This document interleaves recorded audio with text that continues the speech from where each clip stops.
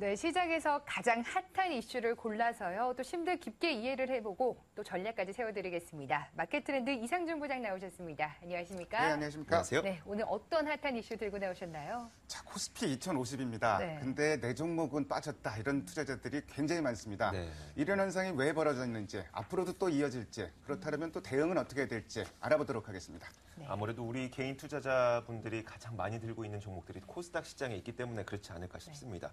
자, 지금 계속해서 코스닥 시장의 소외 현상 나타나고 있는 이런 현상이 우리나라에만 있는 건가요? 일단 시장이 어느 정도 지금 차별화가 이루어지고 있는지를 한번 좀 확인해 보겠습니다. 요새 본의 아니게 올해 들어서 이 등락주선 그래프를 자주 보여드리는데요. 등락주선 그래프를 한번 좀 보면서 말씀드리도록 하겠습니다. 코스피는 지금 2050까지 잘 올라갔는데 밑에 이제 파란 선으로 나타나는 부분이 등락주선입니다.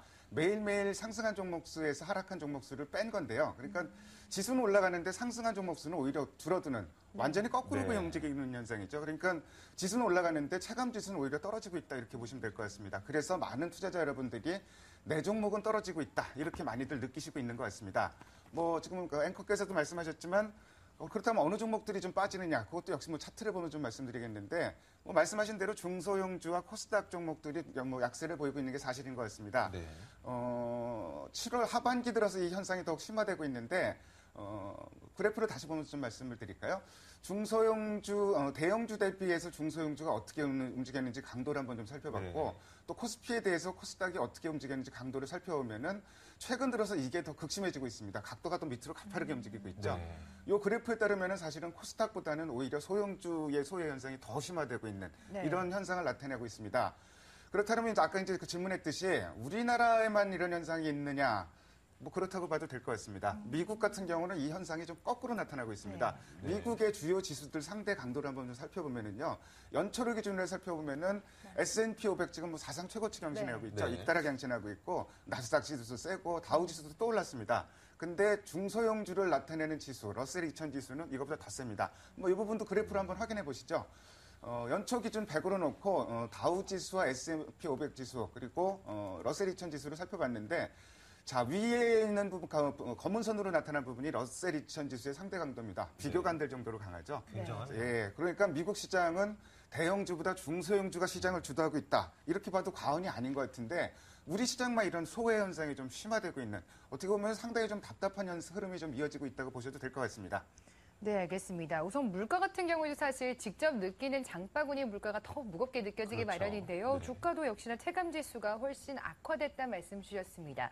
그런데 가장 또 궁금한 점이 러셀 2000 같은 경우는 이렇게 잘 나가는데 왜 우리나라만 이렇게 소외가 되는 걸까요? 두 가지 정도를 원인으로 꼽을 수 있을 것 같습니다. 첫 번째는 이제 다 아시다시피 국내 수급 사정이 너무 안 좋습니다. 지금 뭐 수급 사정도 잠깐 그래프로 그려놨는데 오늘 좀 그래프를 좀 많이 그렸네요. 눈으로 보시면서 확인하시면 더 좋을 것 같습니다. 고객 예탁금 추이를 좀 살펴봤었고요. 그리고 주식형 펀드 누적 유출임 추이를 살펴봤는데 지금 고객 예탁금은 2011년 6월 이후 지금 최저치까지 떨어졌습니다. 뭐 끝을 모르게 지금 예탁금이 줄어들고 있고 주식형 펀드는 매일매일 돈이 빠져나가고 있습니다. 지금 뭐 연속 이탈 기록으로 신기록을 세우고 있는데 아주 달갑지 않은 신기록이죠. 돈이 이렇게 빠져나가고 있는 상황에서 중소형주나 코스닥 시장의 수급상으로 어떤 그 좀 돌파구를 찾지 못하고 있는 현상. 이거를 첫 번째 원인으로 꼽을 수 있을 것 같고요. 두 번째는 이 부분에 참 주목을 해야 될 것 같은데 현재 장세가 실적 장세냐. 뭐 여기에 대한 좀 판단이 필요할 것 같습니다. 실적 장세를 요새 좀 많이들 혼용해서 쓰고 있는데 실적 좋은 회사가 올라간다, 주가가 올라간다. 이게 실적 장세다. 이거는 좀 잘못된 표현입니다. 뭐 주식시장이라는 게 1년 365일, 10년, 100년 동안 실적 좋은 회사가 주가가 올라가는 건 당연하고요. 이 본래 의미에서의 실적 장세라는 것은 업황 사이클이 본격적으로 돌아서면서 업황 사이클이 돌아선다는 얘기는 상대적으로 재무구조가 열악하고 경쟁력이 그러니까 좀 부품 회사라든지 이런 쪽까지 실적이 더 좋아지면서 실적 호전도는 이런 회사들이 더 커지게 나타나겠죠. 오히려 대표 회사들보다.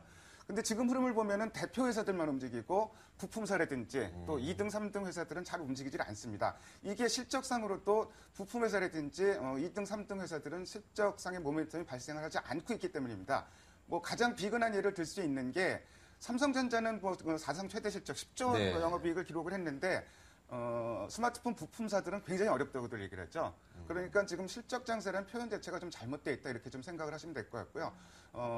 대표 선수들만 올라가는 이 현상은 역시 그 실적상으로 볼 때도 그 밑에 2등, 3등주라든지 부품사 이쪽까지 실적 호전도가 확산되지는 않고 있는 분위기다. 이런 점을 보여주고 있기 때문에 이 두 가지 요인이 어떤 그 차별화를 유발하고 있는 중요한 원인으로 꼽을 수 있을 것 같습니다. 네, 대표 선수들만 올라가고 이 낙수 효과가 나타나지 않다 보니까 중소형 부품주들은 지금 영향을 거의 못 받고 있는 그런 상황인 것 같은데 계속해서 대표 선수에 대한 관심은 더 높아지고 있는 것 같아요. 외국인들도 마찬가지로 대형주에 대한 관심을 더 높이고 있지 지금 이런 상황에서 굳이 중소형주로 가자 이런 생각은 안 하고 있는 것 같거든요. 그렇죠. 그러니까 외국인들도 뭐 이 그 대표 선수라고도 하지만 또 섹터도 굉장히 한정이 되어 있습니다. 네. 모든 섹터에 다 그 대표 선수들이 가는 게 아니고 특정한 섹터에 또 대표 선수들만 가기 때문에 그만큼 투자하기는 참 어려워지는 거죠. 그런데 그렇다 보니까 이 섹터도 한정돼 있고 그 섹터 안에서 투자하는 기업도 한정돼 있는데 자 그렇다면 지금과 같은 차별화 현상은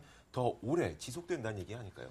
일단 차별화 현상을 생각하기 위해서는 그렇다면 매물 부담이 얼마나 큰 건지 이 네. 부분을 좀 생각해 봐야 될 것 같은데 급매물 부담이 일단 크게 줄어든 건 사실인 것 같습니다. 자, 두 가지 이 부분도 그래프를 보면서 말씀드리겠는데요. 자, 마지막 그래프입니다. 그래프가 오늘 좀 많습니다. 자, 그 그래프 두 가지를 살펴봤는데 첫 번째는 이 분홍색으로 표시된 부분이 국내 기관이 코스닥 시장에서 어떻게 매매를 했는지 코스닥 네. 시장의 그 순매매를 살펴본 건데 밑에 이제 그 옆에 횡으로 나타낸 선이 그 좌측으로 봐서는 0입니다. 그러니까 분홍색 선으로 봐서 연간으로 봐서도 지금 순매도로 전환이 됐습니다. 네. 연간으로 순매도로 전환이 됐다는 얘기는 그만큼 더 나올 매물이 이제 크지 않다고 이제 봐도 되는 것 같고요. 두 번째로 위로 이제 그 파란색으로 표시된 부분이 코스닥 시장의 신용 잔고를 한번 좀 살펴봤습니다.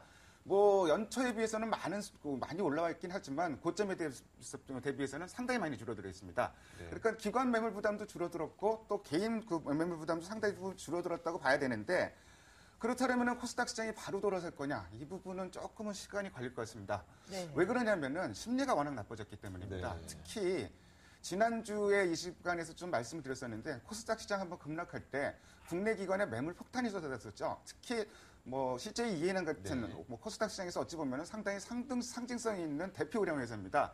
이 회사에 대해서 국내 기관이 매물을 쏟아내는 걸 보고 투자자들이 코스닥 시장을 선뜻 좀 적극적으로 좀 달려들기는 좀 쉽지 않은 상황입니다. 그래서 뭐 결론적으로 말씀드리면은 매물 부담 자체는 굉장히 가벼워졌는데 심리가 회복될 때까지는 아직은 좀 시간이 필요하지 않겠느냐. 좀 이런 그 생각이 좀 드는 게 사실인 것 같습니다. 네. 근데 뭐 그래프를 이렇게 많이 보여주시니까 역시나 한눈에 좀 쏙 들어오고 좋은 것 같습니다. 뭐 코스닥 매물 부담 자체는 줄어들겠지만 앞으로도 심리가 회복되기까지는 좀 시간이 걸리겠다 하셨는데 심리 회복되기 전에 사실 남보다 더 빠르게 들어가서 종목 수익률 노려보는 것도 나쁘지 않을 것 같거든요. 코스닥 내에서는 어떤 종목에 좀 더 관심 가지면 좋을까요? 코스닥 생각하면은 국내 기관들은 너무 주식을 팔고 있죠, 연간으로도. 근데 뭐 투자자들이 잘 생각을 안 하는 부분이 외국인들은 코스닥에서 그럼 어떻게 움직일까? 이 네. 부분을 좀 잘 살펴봐야 되는데 올해 연간으로 1조 6천억 원이나 지금 코스닥에서 순매수를 기록을 했습니다.